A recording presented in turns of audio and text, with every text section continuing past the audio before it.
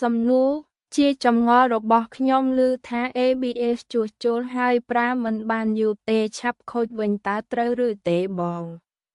ចម្លើយសួស្តីបងនេះជាចម្ងល់ដ៏ល្អនិងជាកង្វល់ទូទៅរបស់អ្នកប្រើប្រាស់រថយន្តចំពោះពាក្យចត់ចាំអារ៉ាមដែលថា ABS ជួសជុលហើយប្រើមិនបានយូរឆាប់ខូចវិញគឺមានត្រូវខ្លះនិងមិនត្រូវខ្លះដោយវាអាស្រ័យទាំងស្រុងទៅលើបច្ចេកទេសរបស់អ្នកជួសជុលនិងប្រភេទនៃលេខកូដដែលខូចខាងក្រោមនេះជាការពិតអំពីការជួសជុលប្រព័ន្ធ ABS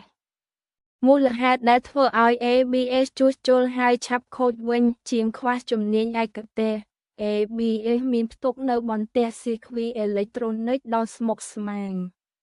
ប្រសិនបើជាងទូទៅដែលមិនមែនជាជាងជំនាញអេឡិចត្រូនិកយកទៅផ្តាច់និងផ្សារភ្ជាប់សៀគ្វីដោយមិនបានត្រឹមត្រូវវាច្បាស់ជាឆាប់រលាកដាច់វិញនៅពេលឡានធ្វើដំណើរការជួសជុលបែបច្នៃឬបណ្ដោះអាសន្នជួនកាលការខូចខាតធ្ងន់ធ្ងរប៉ុន្តែជាងគ្រាន់តែតភ្ជាប់ខ្សែឬជួសជុលតែចំណុចតូចមួយដើម្បីឲ្យរលត់សញ្ញាលើតាប៊ូឡូជាបណ្ដោះអាសន្នដោយមិនបានបន្ទោគ្រឿងបន្លាស់ខាំក្នុងដែលសឹករិចរឹលបញ្ហាប្រព័ន្ធហ៊ីដ្រូលីកបើការខូចខាតមិនមែនលើប្រព័ន្ធភ្លើងតែខូចដល់ម៉ូទ័របូមប្រេង ABS ការជួសជុលគឺពិតជាពិបាកនិងមិនងាយនឹងរកឡើងវិញទេករណីដែលជួសជុលហើយអាចប្រើបានយូរដូចថ្មីជួសជុលដោយជាងជំនាញ ABS ផ្ទាល់ប្រសិនបើបញ្ហាខូចត្រឹមបន្ទះសៀគ្វីដូចជាដាច់ម៉ូយផ្សារហើយត្រូវបានរុះរើនិងផ្សារភ្ជាប់ឡើងវិញដោយជាងជំនាញអេឡិចត្រូនិករថយន្តកម្រិតខ្ពស់នោះវាអាចប្រើប្រាស់បានយូរឆ្នាំមិនងាយខូចវិញទេជួនកាលវាមានភាពធន់ជាងមុនទៅទៀតដោយសារជាងបានប្រើប្រាស់សំណផ្សារដែលមានគុណភាពខ្ពស់ជាងស្តង់ដាររោងចក្រដែលចេញមកដំបូន្មានសម្រាប់បង